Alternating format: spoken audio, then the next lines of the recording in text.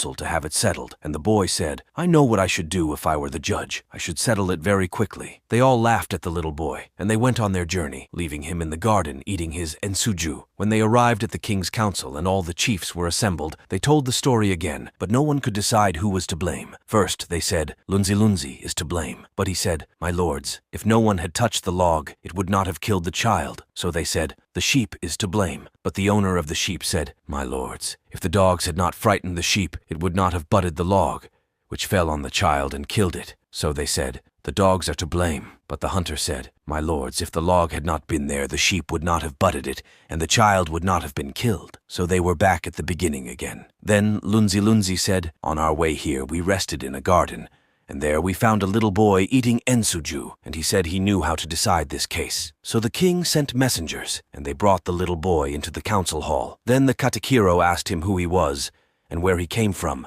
and they told him why the king had sent for him. The little boy knelt down and held up his left hand. "The law says, a life for a life. The log has killed the child, therefore burn the log. The sheep has caused the burning of the log, therefore kill the sheep. And the dogs caused the death of the sheep, therefore kill the dogs. The case is finished." The chiefs were very pleased with the wisdom of the little boy, and the king made him a chief and gave him the title of Kasuju, which means a little marrow, and said he should decide all the cases between the king's children, and his children should have the chieftainship after him forever. And now, in Uganda, if there is any quarrel between the princes or princesses, it is not taken to the king's council to be settled, but the chief Kasuju hears the case, and his word is law.